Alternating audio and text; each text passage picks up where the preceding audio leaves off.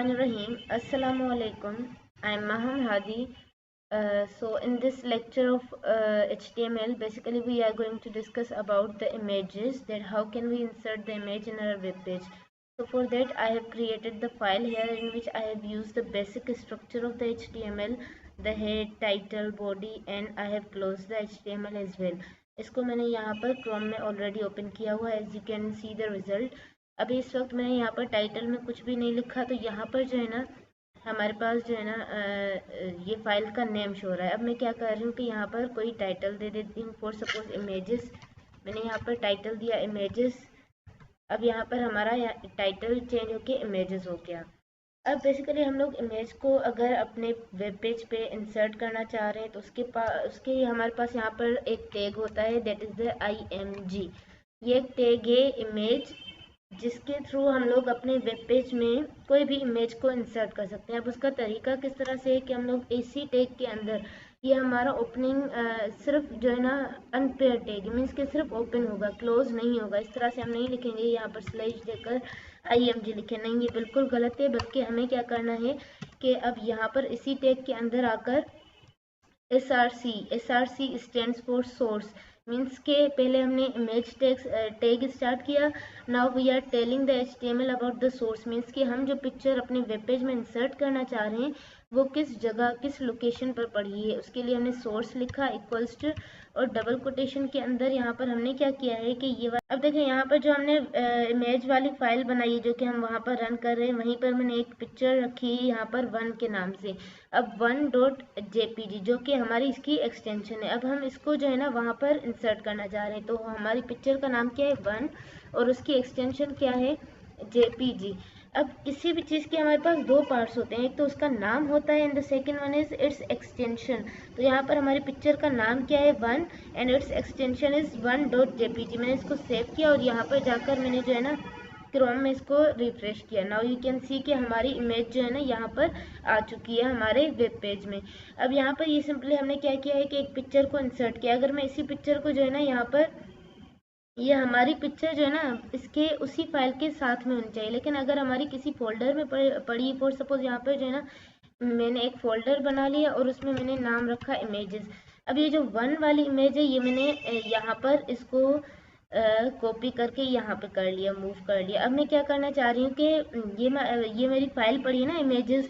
अब यहाँ पर एक फोल्डर बना हुआ है इमेजेस के नाम से, वहाँ पर मेरी 1.jpg फाइल पड़ी है। तो किसी फोल्डर में अगर हमारी इस तरह से पिक्चर पड़ी तो हम लोगों को क्या करना है कि पहले उस फोल्डर का नाम लिखना है। जैसे यहाँ पर मेरे फोल्डर का नाम क्या है इमेजेस, जो कि यहाँ पर ये देखिए इमेजेस के नाम से फोल्डर बनाया है, उसके अंदर 1.jpg के नाम से फाइल पड़ी है। तो यहाँ पर स्लैश देकर 1.jpg उस फाइल का नाम। अब देखते हैं क्या पिक्चर यहाँ पर हमारी आती है। देखिए फिर भी हमारे पास, मैंने रिफ्रेश किया तो ये पिक्चर वही है। मीन्स कि अगर हमारी पिक्चर जो है ना फोल्डर के अंदर पड़ी है तो हमें क्या करना है, पहले फोल्डर का नाम देना है और फिर उसकी जो है ना स्लैश देकर उसका नाम देना है। अब यहाँ पर सेकंड चीज़ हमारे पास आ जाती है कि हम लोग क्या करते हैं कि इमेज पाथ तो हमने बता दिया कि किस तरह से देते हैं। दूसरी चीज़ होती है हमारे पास विड्थ और हाइट। अगर हम लोग, ये बाय डिफ़ॉल्ट हमारी पिक्चर किस तरह से आ रही है, यहाँ पर इस तरह से पूरे पेज पे आ रही है। हम लोग अगर इसकी विड्थ और हाइट खुद जो है ना कंट्रोल करना चाहें तो वो किस तरह से कर सकते हैं कि उसके लिए हम लोग यहाँ पर आकर जो है ना अपनी पिक्चर में यहाँ पर लिखेंगे, फॉर सपोज मैंने लिखा विड्थ, और विड्थ मैंने बता दी 100 पिक्सल। ये बाय डिफ़ॉल्ट हमारी क्या होता है पिक्सल में होता है, परसेंटेज पर भी आते हैं, लेकिन उससे पहले हम लोग यहाँ पर हाइट इक्वल्स टू इसके अंदर 100 लिखा। अब 100 इज व्हाट पिक्सल। अब मैंने जैसे ही इसको रिफ्रेश किया देखेंगे हमारी साइज क्या हो गई 100 पिक्सल, विड्थ भी 100 पिक्सल हो गई, हाइट भी 100 पिक्सल हो गई। इसको मैं चेंज करके इस तरह से भी कर सकती हूँ कि मैंने विड्थ जो है ना यहाँ पर 500 कर ली। अब देखिए यहाँ पर हमारी विड्थ क्या हो गई 500 हो गई और हाइट हमारी 100 है। इसको अगर हम लोग परसेंटेज में करना चाहें तो परसेंटेज में भी कर सकते हैं। अब उससे क्या होगा, परसेंटेज का मतलब होता है कंप्लीट। अब उससे क्या होगा, पूरे के पूरे वेब पेज में हमारी जो है ना ये पिक्चर, ये पूरा का पूरा पेज क्योंकि 100% है तो पूरी पिक्चर हमारी यहाँ पर 100% हो जाएगी। अब जैसे ही मैंने इसे रिफ्रेश किया देखिए हमारी इस पूरे पेज पे वो पिक्चर आ गई। क्यों, क्योंकि मैंने इसे कहा कि विड्थ भी, जो मैंने पिक्चर यहाँ पर 1.jpg इंक्लूड की है उसकी विड्थ 100% कर दो। 100% मीन्स के पूरी स्क्रीन की विड्थ हो, मीन्स के यहाँ से लेकर यहाँ तक, और उसकी हाइट कितनी हो 100% मीन्स के ऊपर से लेकर यहाँ तक कंप्लीट हमारी पिक्चर हो। तो यहाँ पर एक तो हमने सिंपल किस तरह से दिया इमेज पाथ वो हमने देखा, फिर विड्थ और हाइट और फिर फ्लोट। अब हम यहाँ पर क्या करते हैं कि इस विड्थ और हाइट को यहाँ पर पहले हटा देते हैं। इसको हमने सेव किया और अच्छा ऐसे करते हैं कि इस विड्थ को हम जो है ना 100 पिक्सल कर देते हैं। और मैंने यहाँ पर हाइट भी लिखा, हाइट को मैंने जो है ना क्या कर दिया, वो भी 100 पिक्सल कर दिया। अब मैंने इसे सेव किया। अब देखिए यहाँ पर हमारी जो है ना इस तरह से एक पिक्चर आ गई। अब मैं क्या कर रही हूँ, इसी पिक्चर को 2-3 बार जो है ना यहाँ पर कॉपी पेस्ट कर रही हूँ। अब मैंने यहाँ पर क्या किया कि कंट्रोल एस करके यहाँ पर देखिए कि हमारी 3 पिक्चर्स यहाँ पर आ गई हैं। तो अभी हमने क्या किया है, जस्ट इसको डिस्कस किया है कि इमेज पाथ हम किस तरह से देते हैं कि अगर हमारी इमेज किसी फोल्डर में तो हम लोग स्लैश देकर उसका नाम देते हैं, लेकिन उसी फोल्डर में अगर पड़ी है जहाँ पर हमारी ये जो HTML की फाइल पड़ी तो हम सिंपली उसका नाम दे देते हैं। और दूसरी चीज़ हमने फिर डिस्कस की कि उसकी विड्थ और हाइट हम किस तरह से देते हैं। अब आ जाते हैं हम फ्लोट पर। अब देखिए बाय डिफॉल्ट क्या है कि हमने यहाँ पर पिक्चर्स ऐड किए हैं, 3 pictures, so they are at the some distance. यहाँ पर बीच में ये देखें वाइट हमें नजर आ रहा है, क्यों? क्योंकि ये पिक्चर इससे थोड़ी अलग है, लेकिन मैं चाह रही हूँ कि ये पिक्चर जो सेकंड नंबर पे ये फर्स्ट वाले से चिपक कर आनी चाहिए इस तरह से। तो हम उसके लिए यहाँ पर क्या करेंगे कि हम लोग यहाँ पर जाएंगे इमेजेस में और यहाँ पर यूज़ करेंगे फ्लोट। अगर हम लोग इस तरह से फ्लोट लिख रहे हैं तो ये ब्लैक में आ रहा है, क्यों? बाकी सबका रेड कलर इस तरह से आ रहा है, ये क्योंकि गलत है। हम लोगों को क्या करना है, स्टाइल इक्वल्स टू और डबल कोटेशन के अंदर यहाँ पर हमें फ्लोट सेमीकोलन और मैंने लिखा लेफ्ट। अब मैंने इसको सेव किया। अब डिफरेंस देखिएगा, यहाँ पर ये जो चीज़ वाइट नज़र आ रही है ना, ये यहाँ से हट जाएगी, क्यों? क्योंकि मैंने इस वाली पिक्चर को कहा है कि अब इससे नेक्स्ट जो भी चीज़ हो ना वो इसके फ्लोट लेफ्ट पर आ जाए, मीन्स कि इसकी लेफ्ट साइड पर। अब जैसे मैंने इसे रिफ्रेश किया, देखें अब इन दोनों के बीच में इमेजेस के बीच में जो डिस्टेंस था ना वो ख़त्म हो गया, लेकिन इन दोनों इमेजेस के बीच में है, क्यों? क्योंकि यहाँ पर मैंने फ्लोट यूज़ नहीं किया। लेकिन अगर मुझे इन दोनों के बीच में भी कोई डिफरेंस नहीं लाना तो मैं इसी चीज़ को यहाँ से कॉपी करके वहाँ पर पेस्ट कर देती हूँ कि मीन्स कि वहाँ पर भी हमारा कोई भी डिस्टेंस ना आए। मैंने इसको यहाँ पर पेस्ट किया। अब देखिए हमारे पास ये इस तरह से मैंने इसको सेव किया। अब यहाँ पर देखें, अब तीनों पिक्चर्स हमारी आपस में कोई डिस्टेंस नहीं है, चिपक गई हैं, क्यों? क्योंकि हमने फ्लोट लेफ्ट यूज़ किया। फ्लोट लेफ्ट की वजह से हम लोग बताना चाह रहे हैं कि फॉर सपोज यहाँ पर एक वर्ड है फ्लोट, फिर दोबारा फ्लोट, अब इनके बीच में डिफरेंस है, डिस्टेंस है। अगर मैं इस डिस्टेंस को हटाना चाहती हूँ तो मैं फ्लोट लेफ्ट यूज़ करूँगी। फिर क्या होगा कि इसके नेक्स्ट जो भी वर्ड लिखा हुआ होगा वो इससे चिपक कर आ जाएगा इस तरह से। तो ये था हमारा फ्लोट।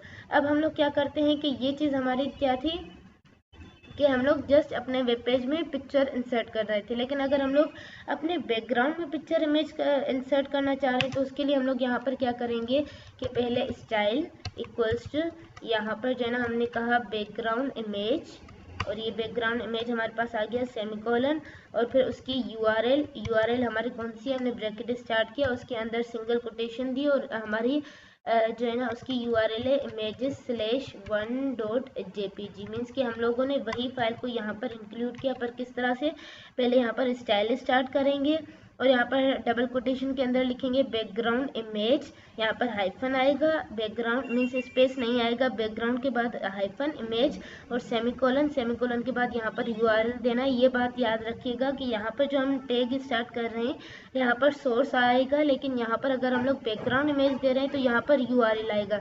फिर उसके बाद ब्रैकेट स्टार्ट करके सिंगल कोटेशन में हमने क्या दे दिया, images/1.jpg, और ये जो डबल कोटेशन बंद किए ये जो यहाँ पर स्टार्ट की थी, मैंने इसको सेव किया और यहाँ पर जाकर देखते हैं कि हमारी बैकग्राउंड पे पूरी इमेज आ रही है। जैसे ही मैंने इसे रिफ्रेश किया, देखिए हमारी पूरे के पूरे बैकग्राउंड पर यहाँ पर इमेज आ चुकी है। अब हम लोग क्या करते हैं कि ये हमारी इमेज आ गई है। अब यही चीज़ अगर मैं यहाँ से कट करके हम लोग इसको जो है ना कट करके, अब हमारा जो है ना यहाँ पर HTML की बॉडी नॉर्मल हो गई। हम अब लोग क्या करना चाहते हैं कि हम अगर कोई पैराग्राफ बना रहे हैं और हम कह रहे हैं कि उस पैराग्राफ के पीछे जो है ना एक पिक्चर आनी चाहिए, यही वाली। अब पहले हमने क्या किया कि सिंपल इमेज जो है ना इंसर्ट की, फिर उसकी विड्थ और हाइट सेट की, फिर हमने फ्लोट लेफ्ट किया, फिर हमने बैकग्राउंड इमेज दी। अब हम चाहते हैं कि एक मैं पैराग्राफ बनाऊं तो उस पैराग्राफ के पीछे इमेज आनी चाहिए। तो मैं यहाँ पर क्या करूँगी, पी टैग स्टार्ट किया और पी टैग इस तरह से क्लोज किया, जो कि हमने लास्ट वीडियो में भी डिस्कस किया था। मैंने यहाँ पर लिखा दिस इज पैराग्राफ और मैं इसको जो है ना कॉपी पेस्ट कर लेती हूँ ताकि हमारी पिक्चर वहाँ पर एडजस्ट। क्या कर रहे हैं, इसको जो है ना अगेन कॉपी पेस्ट करके ताकि हमारा पैराग्राफ काफ़ी जो है ना लंबा हो जाए, ताकि उसके बाद जो है ना हम लोग वहाँ पर पिक्चर को इंसर्ट कर सके। अब हमें क्या करना है कि वो पिक्चर यहाँ पर पैराग्राफ के अंदर इंसर्ट करनी, तो हम लोग क्या करेंगे, स्पीड टैग के अंदर आएंगे और यहाँ पर जो है ना हमने उस चीज़ को सॉरी ये वाली नहीं, हमें क्या करना है कि बैकग्राउंड इमेज देनी है। तो हम लोगों ने जो बॉडी के अंदर लिखा था style equals to double quotation के अंदर हमने क्या लिखा था, यस बैकग्राउंड इमेज में हमने सेमीकोलन देकर उसकी यूआरएल बताई और यूआरएल में हमने क्या लिखा, सिंगल कोटेशन के अंदर उसकी यूआरएल क्या थी, जो कि हमारी सोर्स है। क्या हमारी सोर्स क्या है, images/1.jpg, ये हमारी उसकी यूआरएल है। हमने यहाँ पर ये किया। अब देखिए यहाँ पर ये जो पैराग्राफ लिखा हुआ है ना ब्लैक कलर में, अगर नज़र आ रहा हो तो इसके बैकग्राउंड पर वो हमारी इमेज है। तो अब यहाँ पर अगर मैं इसको इमेज को, अब यहाँ पर मैंने क्या किया, पैराग्राफ के अंदर दिया। मैं इसको अगर यहाँ से अभी हटा दूँ, अब देखिएगा मैंने इसे सेव किया और यहाँ पर जाकर मैं इसे मैं वहाँ पर जाकर पहले सेव कर लूँ। अब यहाँ पर जाकर हम रिफ्रेश करते हैं। अब देखिए यहाँ पर पैराग्राफ हमारा सिंपल आ रहा है, लेकिन मैं चाह रही थी इसी पैराग्राफ के पीछे पिक्चर आ जाए। तो अब जैसे ही मैंने यहाँ पर उस टैग के अंदर यहाँ पर पिक्चर दूंगी तो अब हमारा क्या हो जाएगा, अब इस पैराग्राफ जो लिखा हुआ था उसके पीछे एक बैकग्राउंड इमेज आ गई। मीन्स कि हम लोग किसी भी हेडिंग के पीछे, किसी भी पैराग्राफ के पीछे इमेज दे सकते हैं और सिंपली भी हम लोग इमेज एड कर सकते हैं उसकी विड्थ और हाइट डिफाइन करके। और अगर हम लोग बैकग्राउंड इमेज देना चाहते हैं तो हमें क्या करना पड़ेगा, बॉडी के अंदर आना पड़ेगा और इस तरह से, क्योंकि हम पूरे के पूरे बैकग्राउंड पर इमेज देना चाहते हैं। और अगर हमें जस्ट पैराग्राफ के बैकग्राउंड पर इमेज देनी है तो हम पी टैग के अंदर आएंगे इस तरह से। So that was all about the images. So in the next video we will discuss how to insert the video and audio in our web page. So till that, take care. Allah Hafiz.